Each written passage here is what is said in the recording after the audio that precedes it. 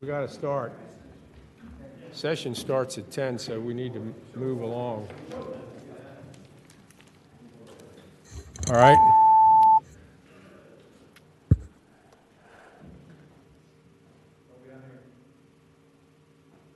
Mr. Chair, you have a quorum. All right. All right, the first bill, there's three that have to go to finance, so I'm going to take them out of order. The first is House Bill 1786, and what that does, when I had that minimum wage bill last year, the farm laborers were exempted out of it, and this bill essentially puts them back in. If it passes, the motion would have to be to go to finance.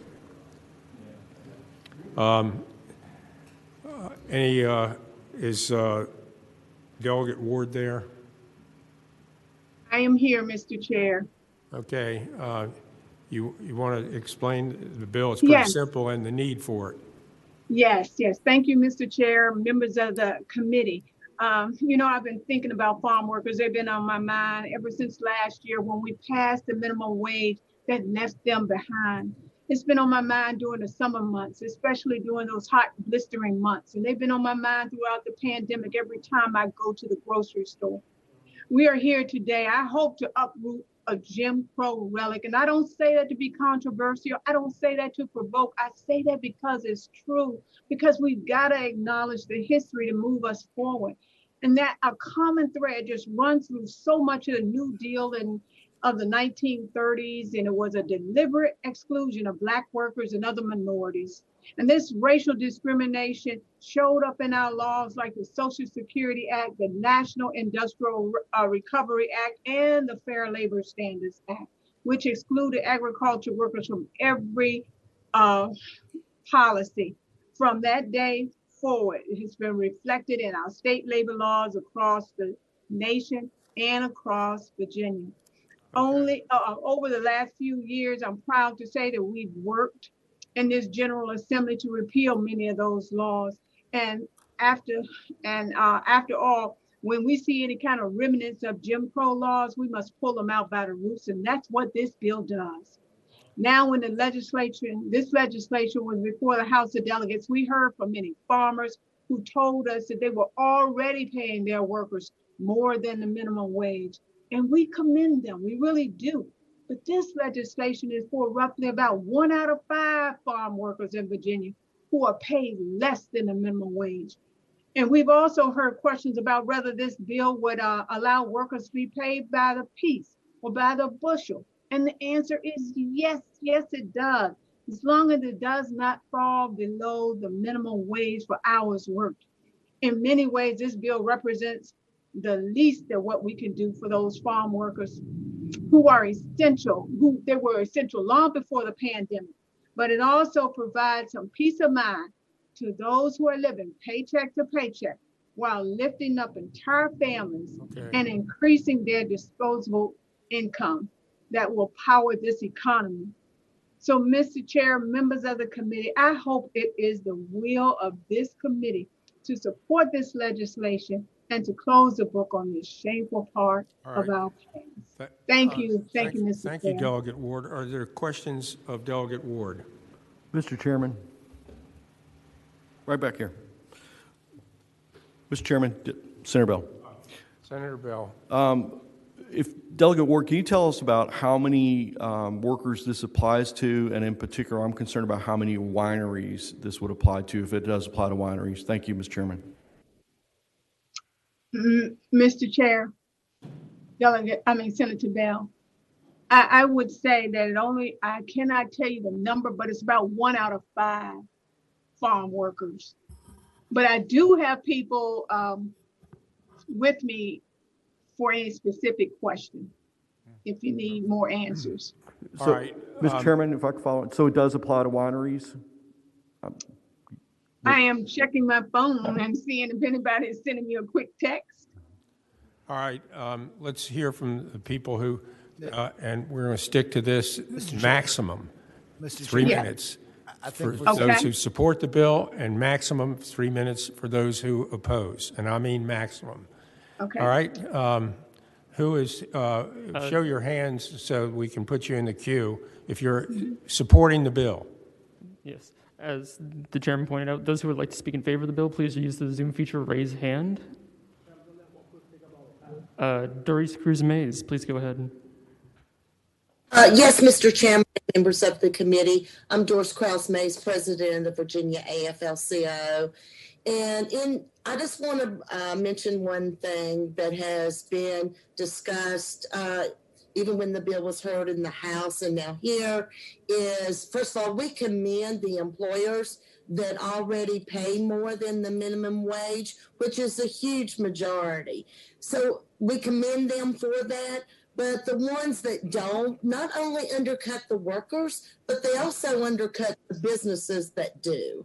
So we would just ask that you pass this bill to give the ones that are not receiving a minimum wage this opportunity. Thank you. Okay, thank you. Is there another speaker, 2 minutes and left?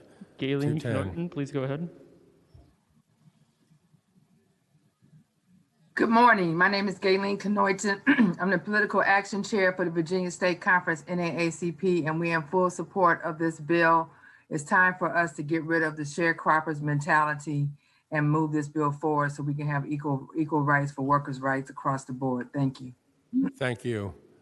Next. Tanya Osinski, please go ahead. Yes, Mr. Chair, members of the committee, my name is Tanya Osinkoski. I am reading the testimony by Adelaida Juarez. And this is their picture, her and her children. I have been moving to follow the tomato harvest for 20 years. Before I worked, but now that my husband and I have 2 children, I stay at home with them in the labor camp. My husband earns $8 an hour in the harvest. We have to measure it out over food, telephone, and gasoline costs. We have to tie our hands to not spend money. My dream for my family is to live in one place and to buy a house. If that was possible at this wage, we would have achieved it a long time ago, but it is impossible with $8 an hour. For that reason, I ask you to include farm workers in the minimum wage in Virginia. Thank you. All right. Next speaker. Kenneth Gilliam. Good morning, Mr. Chair, members of the committee. Kenneth Gilliam with New Virginia Majority, and we strongly support the bill. And lastly, really quick, to Senator Bell's point, one of the owners or members from the Meriwether Springs Vineyard and Brewery based in Charlottesville, Virginia, was not able to testify today, but he also strongly supports the bill and will also be willing to support this legislation. So thank you all for your time today. Okay. 25 seconds left. Is there one more? Those who would speak in favor, please raise your hand in Zoom. Alexis Rogers, please go ahead. Good morning, Mr. Chair, members of the committee. Alexis Rogers on behalf of Care in Action. We strongly support this bill. Thank you. Thomas Intorcio, please go ahead. 4 seconds. Good afternoon, Mr. Chairman, members. My name is Tom Intorcio. I'm an associate director with the Virginia Catholic Conference. We strongly support this bill to give workers a living wage. Thank you. All right, thank you. Now those who are in opposition to the bill.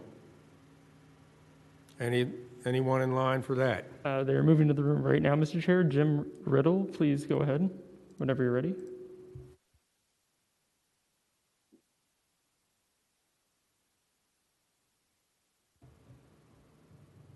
Jim Riddle, please unmute and go ahead.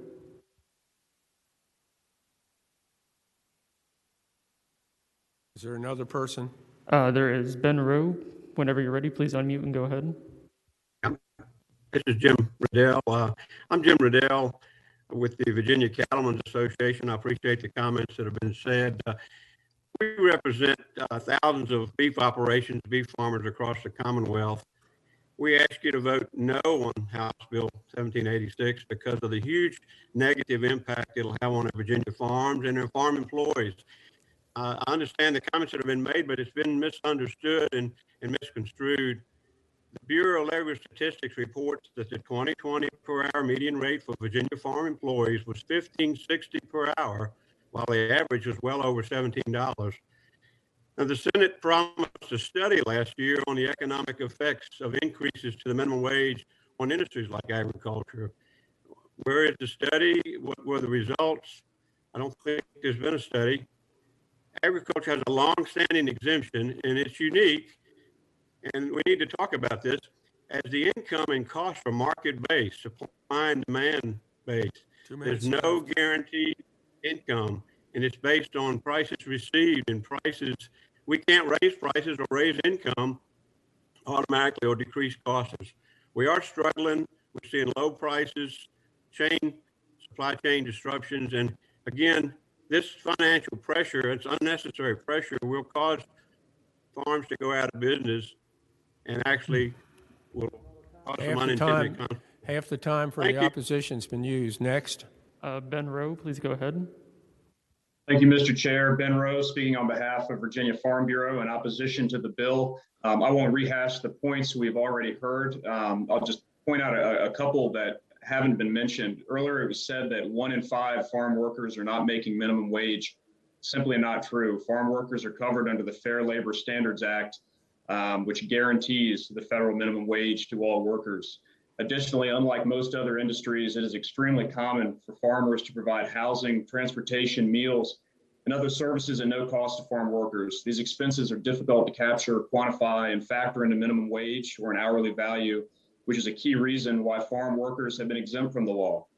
If you look at our minimum wage law, there are 15 other industries exempt, including au pairs, summer camp employees, golf caddies, taxi cab operators, commission-based salesmen, and other individuals who have jobs that are difficult to capture those additional costs and benefits and put them into a minimum wage.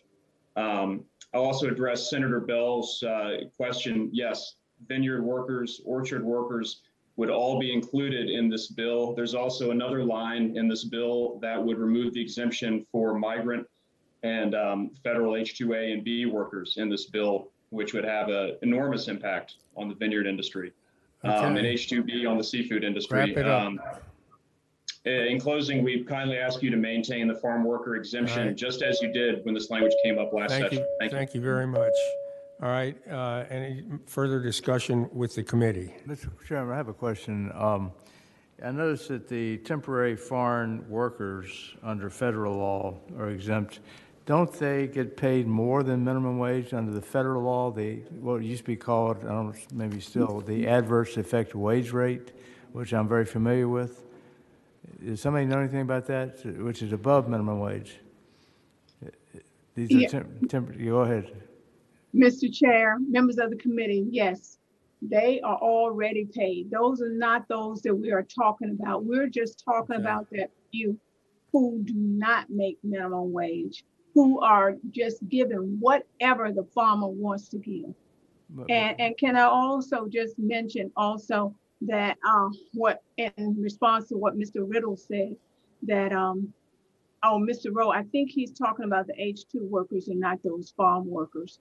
And can I also say that the housing, there are like 15 people in one family, in one household with one toilet. So we're not talking about, when you say housing, I just want members of the committee to understand what we're talking about. We need to vote on the bill because we're running out of time, Delegate Ward. I'm sorry, I'm done. Thank you. Okay. All right.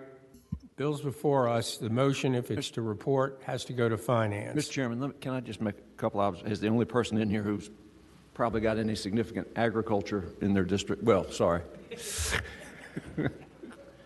The second person in here who's got any significant agriculture in their district. So I just want to make clear to everybody that we spent a lot of time on this comprehensive minimum wage just last year.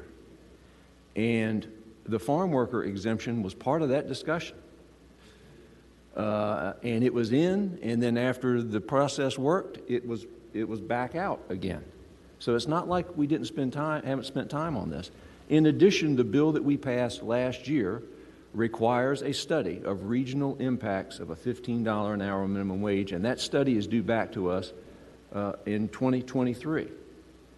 In addition, I think we're going to see federal activity imminently on the minimum wage. And so we've asked for a study because we recognize regional disparities, $15 in Fairfax, $15 in Northampton County, and we're prepared to act on this just 1 year after having gone through all that and requested more information. That just doesn't make any sense. I understand the exuberance, I understand the need to move forward, but we just had a robust discussion on this last year, And there are distinctions, as we heard from the testimony, and there are differences. And it is going to have a tremendous disparate impact regionally on Virginia's biggest industry.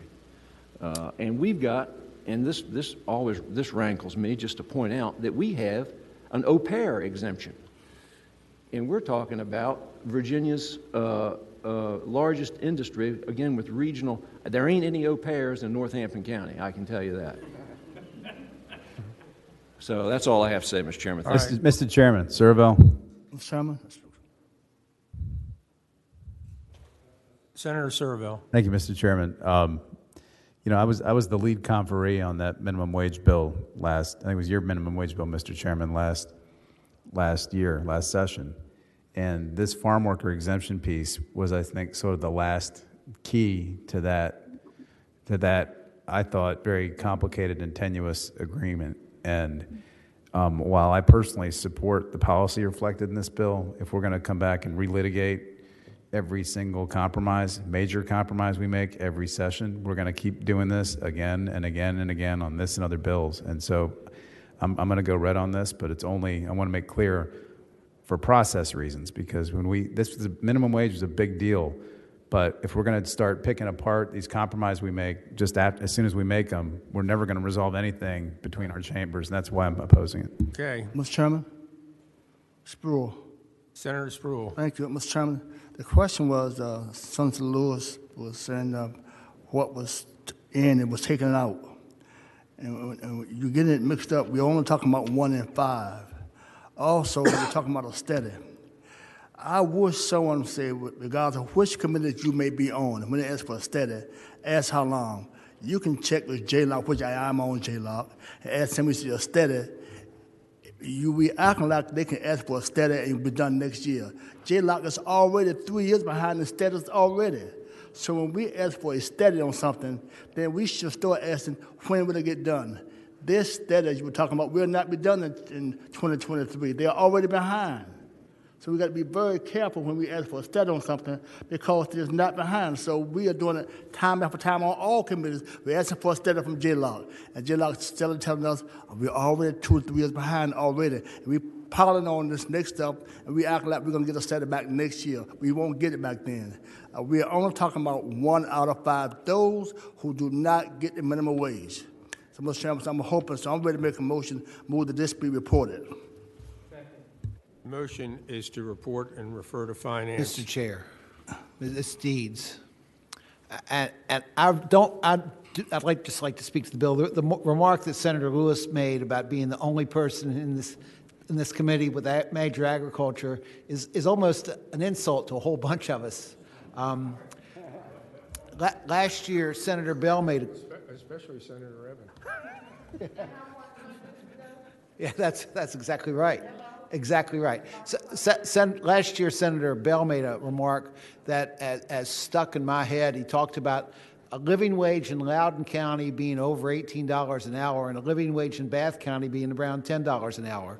You know, I surveyed local employers in Bath County, and I found out that, in fact, most people are paying about not $10 an hour to hire, to be able to get employees. What Senator Surville said is exactly right. If we're going to relitigate things even before they take effect, relitigate deals that have been made even before they've taken effect, we're going to turn this into a full-time process. Right. Okay. All right. All those in favor of reporting and referring to finance, vote aye. Those who are opposed, vote nay.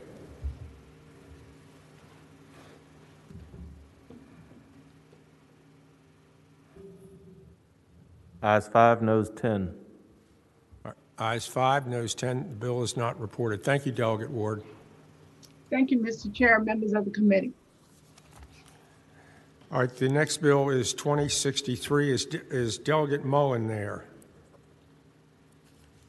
Yes, Mr. Chair. Good to see you. All right, you want to explain your bill and why there's a need for it? Yes, Mr. Chair. Thank you for taking the time.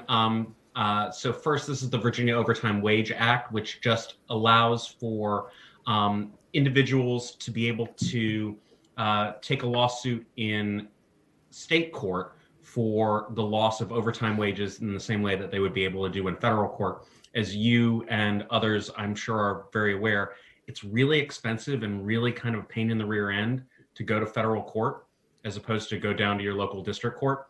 And so this just allows that. It mirrors what we already have in federal law. And I believe, Mr. Stevens, we have a amendment that I believe creates peace in the valley at this point. 1 second. Mr. Chair, Delegate Mullen, the amendment should be available online. 2 amendments. I move the amendment. You want to explain the amendment? Mr. Chair, would you like me to or Mr. Stevens? Either one. Tom, you want to do it? Mr. Chair, on line 156, after work week, insert exclude any amounts that are excluded from the regular rate of pay by the Fair Labor Standards Act and its implementing regulations. And then on line 165, after engrossed, strike executive, administrative, or learned professional. And Mr. Chair, just to put a finer point on it, this keeps us in line with federal law. It just allows for enforcement in local court. I believe Mr. Scott Johnson is here with the beer wholesalers. I believe there are a number of other industry people that we've worked with who are now in support of or neutral on this bill. And I believe Greg Ackerman, who's also. Any questions of the patron? All right, each side 3 minutes and hopefully less. Pardon?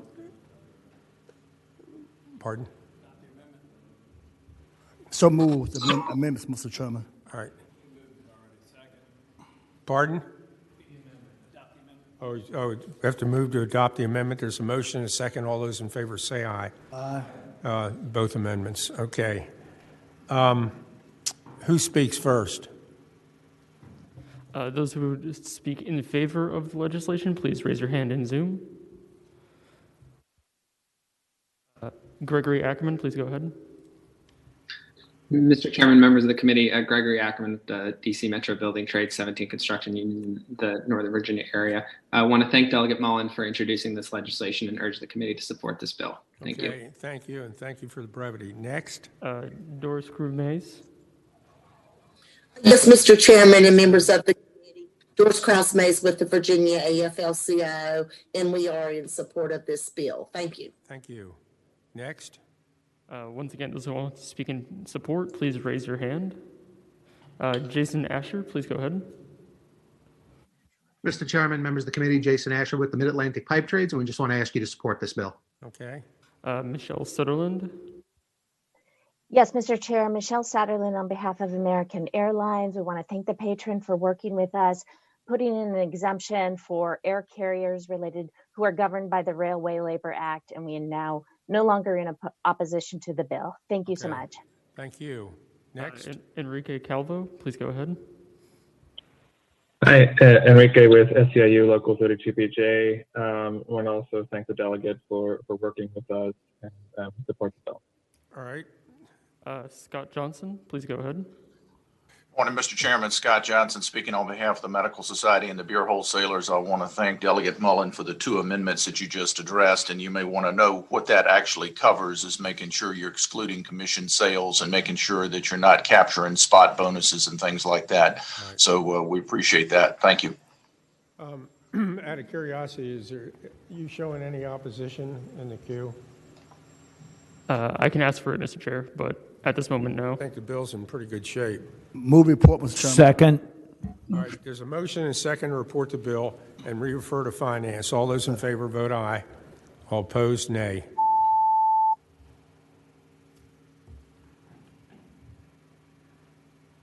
Ayes 12, noes 3. Ayes 12, noes 3. The bill is reported. Thank you, Mr. Chair. Always good to see you. Okay.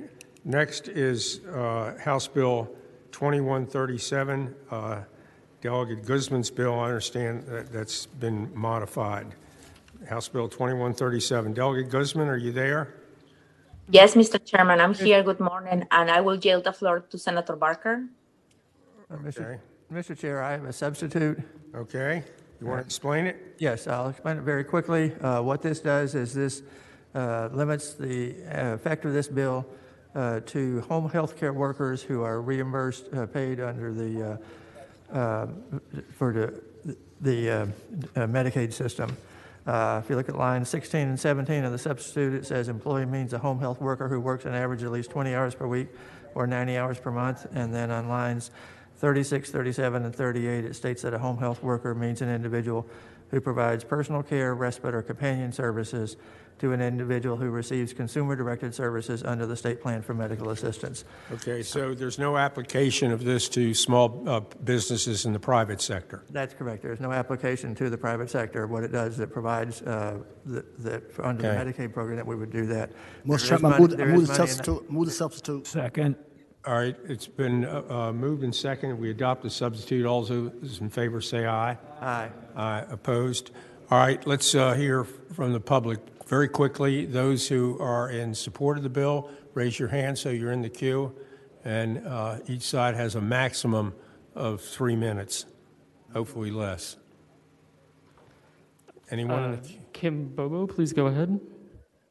Yes, I'm Kim Bobo, Director of the Virginia Interfaith Center for Public Policy. Thank you, Chairman. Thank you, Delegate Guzman, for all your work on this. Thank you for Senator Barker for your work as well. And we stand in support of this bill. We obviously believe there should be a broader standard than this, but this is a very important first step in this pandemic. So thank you very much. All right. Chloe Edwards, please go ahead. Good morning to the members of the committee. This is Chloe Edwards with Voices for Virginia's Children. We are strongly supportive of this bill. We believe that this will intersectionally increase access to economic security and health care for Virginia's families and children. We hope that it pleases the members of the committee to vote in support. Thank you. Okay, next. Gayleen Knoyton, please go ahead. Good morning again. This is Gayleen Knoyton. I'm the Political Action Chair for the Virginia State Conference, NAACP. We strongly support this bill. For 112 years, we have always been behind workers' rights and minimum wage for the best wage. Too often you have underemployed people going to work because they are sick. We need to have this. We need to have this bill passed. Thank you. Senator Barker, this doesn't provide more than 5 days. Is that correct? Right. Okay. Next. Enrique Calvo, please go ahead. Hi, yes, this is Enrique with SEIU Local 32BJ. We believe that paid sick days are particularly significant for essential workers, such as our workers, people of color, and all who risk their welfare on the job during the ongoing global pandemic. Thank you. Okay. And next. we urge the committee to vote in favor. Becca Saxon, please go ahead. Hi, I'm Becca Saxon with the Virginia Education Association, and we are in support of this bill. We think it is a critical first step in ensuring that children who are sick are not sent to school and spreading illness throughout the classrooms. Next. Rachel Wood, please go ahead. Rachel Wood, please unmute and go ahead.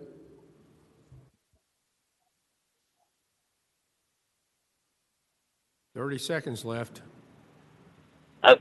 I'm Rachel Wood. I'm the owner of a bookstore in Reston, and I wanted to say with only 6 employees that the provisions of this bill are very doable for small businesses, and so I support it. This bill doesn't apply to small businesses. No, I jumped on before it was limited, and I am still in support. Okay, thank you. Ellie Montano. Last speaker. Good morning, Mr. Chairman and members of the committee. My name is Yeli Montana, and I'm with GASA Virginia. We strongly support the passage of this bill, and like another speaker said, we would hope in the future it's broader, but thank you so much, and please support the bill. Thank you so much. Is there anyone opposed to the bill? Those who are opposed to the bill, please raise your hand. Susan Burke. No, I'm not opposed to the bill. I'm supporting the bill. I'm sorry, I tried to lower my hand. Okay. Next. Once more, those who oppose the bill and wish to speak to it, raise your hand in Zoom. Remember, it only applies to Medicaid and home health care workers. All right. Jennifer Fedora, please go ahead. Virginia Network of Private Providers is in support of the bill as amended. I don't know how to take my hand down. Okay. All right. Mr. Chairman, move report. All right, there's been a motion second to report. Mr. Chairman. Yeah, sure. Senator Obenshain. Could I just ask the patron a quick question? Sure. Delegate, I know that Senator Barker's amendment significantly limits the scope of this, but what I want to know from you is if the governor amends it to broaden the scope again, will you oppose that amendment?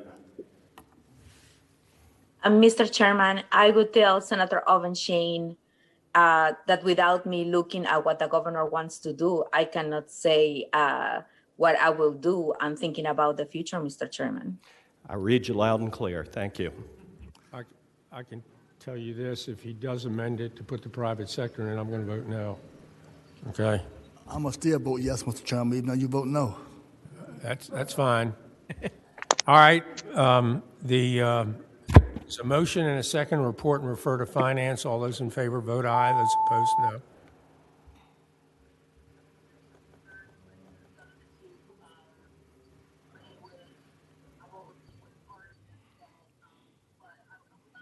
Ayes 12, noes 3. Ayes 12, noes 3. The bill is reported. Thank you, Mr. Chairman, members of the committee. Okay, the next bill is House Bill 1775, Delegate Kilgore, and this bill allows the State Corporation Commission to have access to local land records. Do you want to explain maybe a little more deeply and why the bill is needed? Yes. Thank you, Delegate Thank you, Kilgore. Mr. Chairman. Thank you, Mr. Chairman. Can you hear me? Yes. Okay, thank you. What it does is this bill allows remote access to local land records, and currently for the SEC, currently there are a bunch of state agencies that the state, the clerk of the circuit court allows free remote access to the local land records, and the State Corporation Commission accesses all the real and tangible property of public service companies such as gas, electric, water, and then the localities get to use these figures for taxing. And what this bill would allow is for the State Corporation Commission to access free remote access to local land records. And currently they don't pay. They had been sending their folks out to the local clerk's offices, but with COVID, they've not been able to do that. So this is just a bill to allow them free remote access. Mr. Chairman, I move to report. All right, there's a motion and a second to report the bill. All those in favor say vote aye. Opposed, nay. Thank you, Mr. Chairman. Okay, thank you, Delegate Kilgore. All right. Ayes 14, no 0. Ayes 14, no 0. The bill is reported. The next bill is House Bill 1862. That's Delegate Helmer's bill dealing with employee protections and concerning medicinal use of cannabis oil. Delegate Helmer, are you there? Yes, I am, Mr. Chair. Can you hear me? All right. You want to explain the bill a little more thoroughly and why why there's a need for it? Yeah, thank you, Mr. Chair. Mr. Chair, before I do that, I believe the clerk may have an amendment that the shipbuilders asked for. Okay. Mr. Chair, the amendments are online.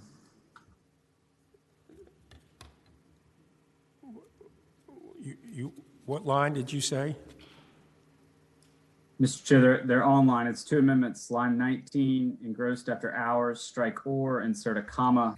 Line 21, after funding, insert or require any defense industrial base sector employer or prospective employer as defined by CISA to hire or retain any applicant or employee who tests positive for THC in excess of certain amounts. Tom, can you briefly explain what the Second Amendment does? Yes, sir. It's saying that notwithstanding the requirements of the section does not require any defense industrial base sector employer to retain applicants who test positive for THC. Okay. Move the amendment. All right, there's a motion and a second to accept both amendments. All those in favor, say aye. Aye. Opposed?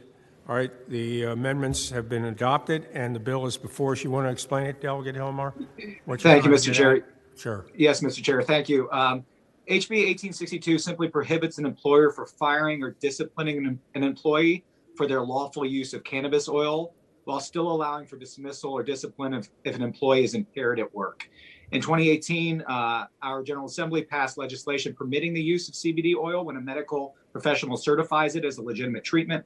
This bill simply ensures that if an employee presents a valid certification issued by a licensed practitioner, they'll be able to use CBD oil to treat their condition without facing adverse action from their employer.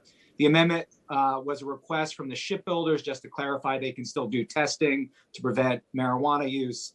The bill is a priority for our firefighters, so I know we're on the line today. I hope it's the will of the body to look favorably on this bill, and I look forward to your questions. Okay, are there any questions of the patron before we go to 3 minutes on each side? All right. Those who are in favor, how many hands do we have? Those who are in favor, please raise your hand and Zoom again. We look to have 3 in favor, 4 in favor. All right, you get extra credit for brevity. Each side has 3 minutes. Okay, Joe Mirabel, please go ahead. Thank you, Joe Miraboli with Virginia Professional Firefighters. Many fire departments have zero tolerance drug policies and are forcing firefighters to make a difficult decision between treating PTSD or keeping their jobs. The VPFF heavily supports this bill. Thank you. Thank you. John Wright, please go ahead. Good morning, Mr. Chair, members of the committee. John Wright, also with the Virginia Professional Firefighters. The treatment of PTSD continues to be a major challenge for Virginia's firefighters and EMS personnel. As you recall, last year, the General Assembly passed legislation sponsored by Senator Vogel that classified PTSD as an occupational disease for first responders based on the nature of their work. House Bill 1862 is clearly written to protect employers as well, so there's a level balance here. It prohibits the possession during work hours and also allows the employers to address impairment. Hope it is the pleasure of the body to support the bill. Thank you. Jen Michelle Padini, please go ahead. Good morning, Mr. Chair, members of the committee. Jen Michelle Padini on behalf of the National Organization for the Reform of Marijuana Laws. We support the bill. I served on the medical cannabis work group that met in the interim of 2020, and I would like to add that this is a priority that came out of that work group. Okay. All right. Is there anyone else? We have one more. Tom Cosgrove, please go ahead. Okay. Mr. Chairman, Tom Cosgrove on behalf of Newport News Shipbuilding. Just want to thank the delegate for his work with us on the amendment that you all just adopted to address issues of impairment in industrial environment. We have no issue with the bill and appreciate your all's support of that. Thank you very much, Tom. Good to see you. Okay. All right. Mr. Chairman? Yes. Right here. Senator Marston. Thank you. As you know, Mr. Chairman, I've been working on this for a number of years, and these are kind of the details that need to be worked out that follow the fact that somebody's getting a doctor's order or doctor's certification that they have a need for the product, and these are the kind of details we need to work out. I think this is a well-crafted bill, and I'd move to report. Well, we got people. We got against. I'm sorry. Is there anyone in line to oppose the bill? Those who would speak in opposition, please raise your hand in Zoom. Mr. Chairman, there are no hands raised. All right. I second the motion. All right, there's now a motion and a second to report, as amended, House Bill 1862. All those in favor vote aye. Those opposed, nay.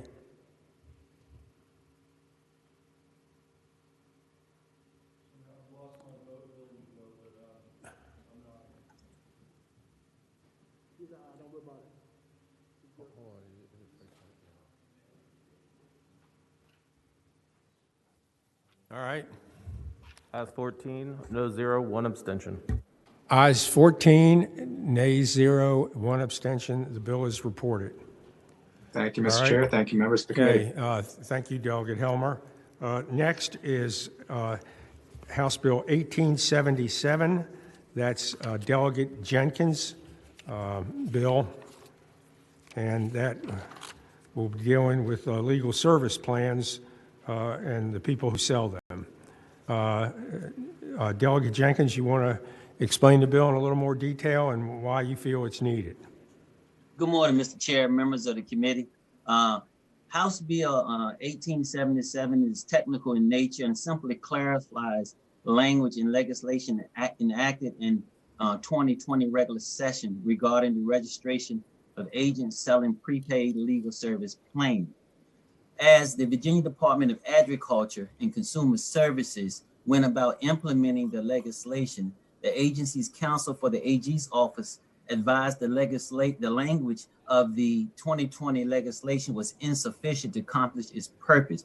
Again, this legislation was intended to streamline the regulatory process for prepaid legal service plan. One part of the bill authorized service organizations to provide to the Virginia Department of Agriculture and Consumer Services any registration information or fees on behalf of legal service plan sellers or sellers to continue to register directly. Again, it's technical in nature. This bill fixes the language as devised by the AG office. Okay, thank you very much, Delegate Jenkins. Are there any questions of the patron? All right, how many are in the queue to support or oppose? Do you have that? We have one speaker at the moment. Ron Jordan, please go ahead. All right. Thank you, Mr. Chairman. Thank you, Mr. Chairman. Ron Jordan on behalf of Legal Shield. We urge you to support the bill. Thank you. Okay, thank you for your brevity. Report. Mr. Chairman, move the report. All right, just make sure. Is there anyone else? If there's anyone who wants to speak in opposition to the bill, please raise your hand at this time. Mr. Chairman, there are no hands raised. All right, now motion's in order. Move the report. All right, it's been moved and seconded that we report House Bill 1877, which essentially tightens up the selling of these prepaid legal plans. All those in favor, vote aye. Those opposed, nay.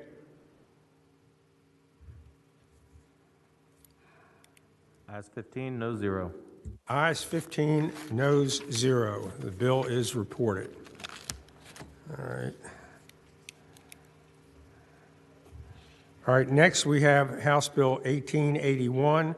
That's Delegate Heretick's bill that deals with enterprise zone job creation grants and wage requirements. Delegate Heretic, you want to explain it a little more in detail and why we need the bill?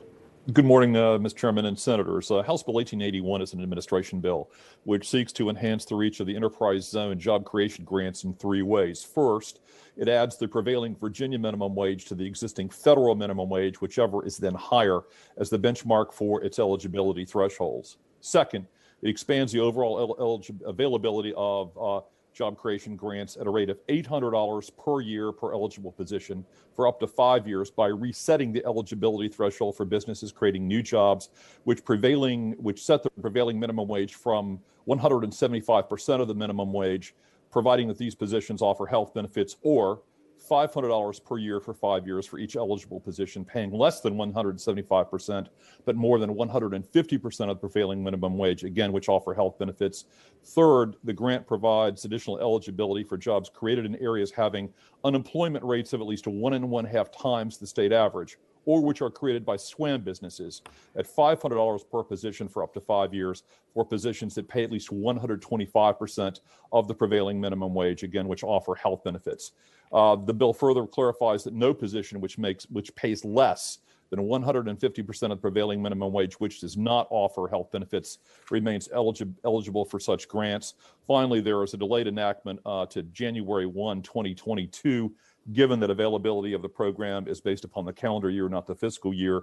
I'm advised that Eric Johnson, the director of the Virginia Department of Housing and Community Development, or VHCD, is available on the call as well for questions. Thank you, Mr. Chairman. Okay, are any questions of the patron? All right, are there people in the queue to support for or who are for or against the bill? Each side will have 3 minutes max. Those who would speak in favor of the bill, please raise your hand in Zoom at this time. Eric Johnston, whenever you're ready, please unmute and go ahead.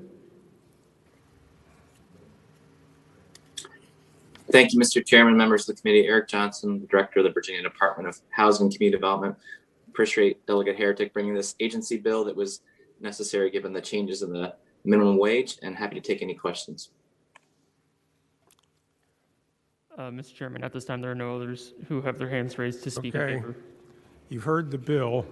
It makes some numerical changes to the current job enterprise zone job creation grants, makes it a little bit easier, but requires the greater of the minimum wage of federal or state. Move to report. Second. There's a motion and a second to report House Bill 1881. All those in favor vote aye.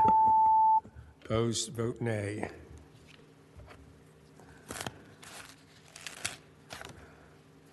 Ayes All right. 15, no zero. Ayes 15, nays 0. Thank you, Delegate Harrigan. Thank you, Mr. Chairman, members. All right.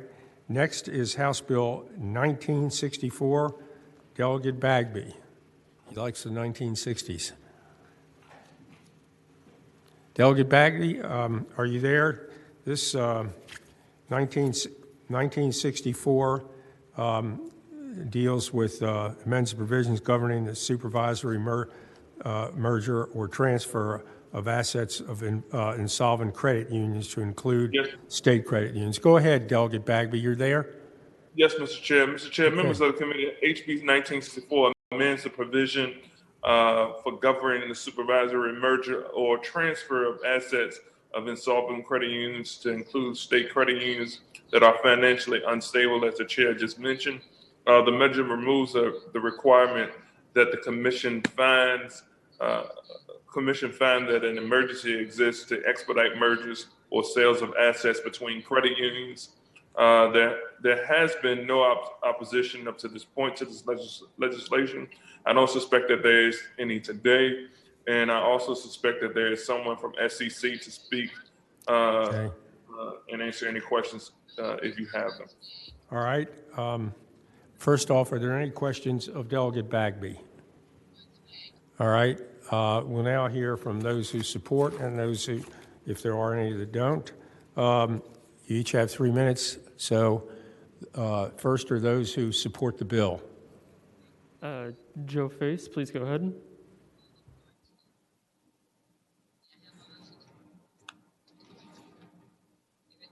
Joe, you there?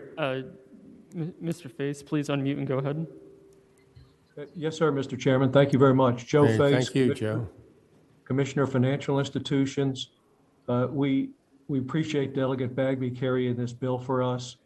I'm here to answer any questions or help explain the bill if needed. Okay. Thank you very much. Is there anyone else in support of the bill? No one else in support of the bill. All right. I find it hard to believe. Is there anybody opposed to it? Move report, Mr. Chairman. All right. There's a motion and a second to report House Bill 1964. All those in favor vote aye. Those opposed, nay.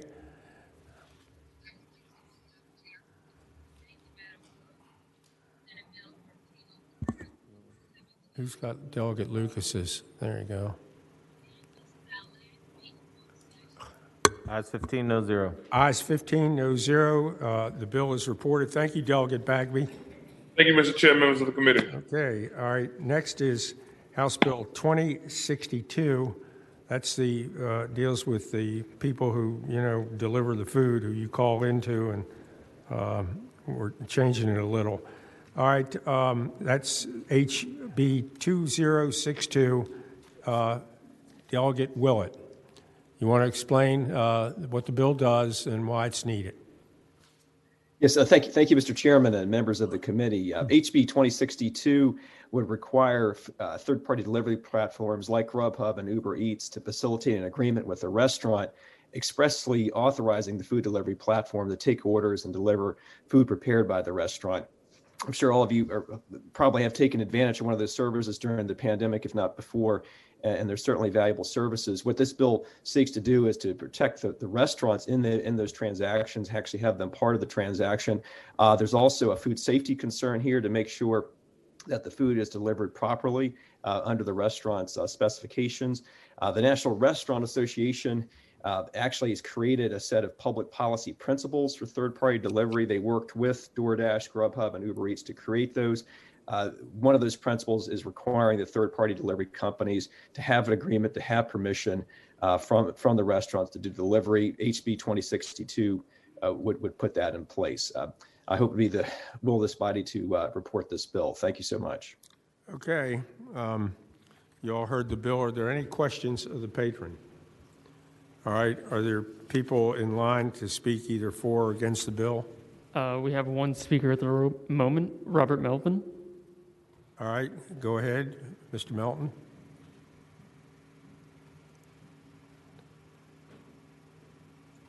Robert Melvin, please unmute and go ahead. Mr. Chairman, members of the committee, Robert Melvin with the Virginia Restaurant Lodging and Travel Association. We strongly support this bill, and to emphasize what the delegate has already said, 87% of customers who use third-party delivery services believe that this should be in place. So, you know, we have support from both folks like Grubhub as well as our industry. So we strongly encourage you to pass this measure. Okay. Is there anyone else on the bill? At this time, there are no other hands raised to speak. Move the report, Mr. Chairman. All right, there is a motion. There's a motion and a second to report House Bill 2062 dealing with food service platforms. All those in favor, vote aye. Those opposed, nay. Ayes 15, no zero. Ayes 15, no zero. The bill is reported. Let's see, next. Thank you, Mr. Chairman. Okay, thank you, Delegate Willett. Next is House Bill 2121, and that's Delegate Keem. Yes, Mr. Chair. Delegate Keem, welcome. You want to explain? Absolutely, Mr. Chair. Thank you for your time. House Bill 2121 is a continuation of work that I did last year. You might recall that we passed a law last year that updated the Virginia Stock Corporation Act, working with the Virginia Bar Association and the State Corporation Commission. We came up with a number of other, some just updating based on what other states are doing. So this bill, even though it's very long, is actually mostly just an update of what we did last year in terms of the Stock Corporation Act is up to speed as possible. I'd be happy to answer any questions. We also have representatives from both the State Corporation Commission and the Virginia Bar Association in the waiting room if you need them to answer any questions. Thank you. All right, are there any questions of the patron dealing with the filings of the Virginia State Corporation Stock Corporation Act? All right, is there any those supporting the bill? Are there any in the queue? Yes, there's one, I believe, Jeff Palmore. Okay. Mr. Chairman, members of the committee, Jeff Palmore on behalf of the Virginia Bar Association, we support the bill. Thank you. Okay, thank you very much. Is there any in opposition? Those that would speak in opposition, please raise their hand at this time. There appears to be no opposition. Move to report. All right, there's a motion and a second to report House Bill 2121 dealing with the Virginia Stock Corporation Act. All those in favor vote aye. Those opposed, nay. Ayes 15, no zero. All right. Now we're down to our last bill. Thank you, Mr. Chair. Okay, thank you, Delegate Keem. Let me get to this. All right, the last bill is House Bill 2134, employee classifications dealing with the provision of personal protective equipment in response to a disaster. Delegate Batten, are you there? Yes, Mr. Chairman. Okay, you want to explain the bill and why we need it? Yes, thank you. House Bill 2134 simply clarifies that in the event of a health disaster that's caused by a communicable disease, when a business provides PPE to an independent contractor or a gig worker, the mere provision of that PPE does not establish an employer-employee relationship. The need for this bill clearly arose last year. The IRS has certain criteria that they use to determine whether or not an employee-employer relationship exists. And one of the key criterion is whether or not a worker uses equipment that is provided by the employer in the performance of their job duties.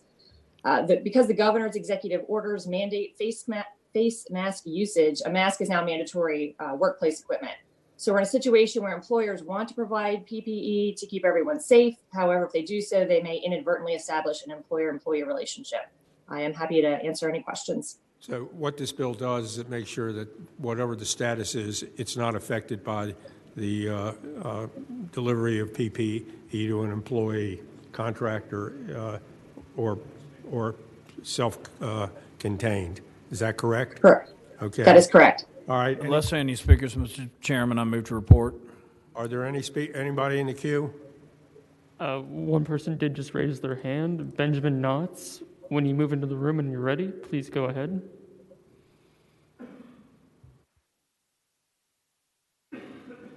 Mr. Speaker, and we appreciate you taking time. We do it. This is Americans for Prosperity. We support the bill, and I hope you'll pass it. Thank you.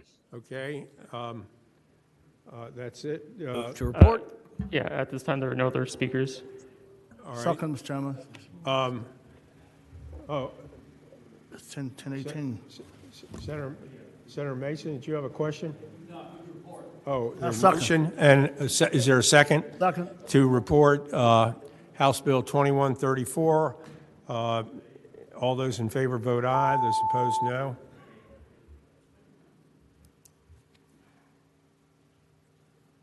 Ayes 15, no 0. Ayes 15, no 0. The bill's reported, and if there's no other business to come before the committee, we're done. Good job.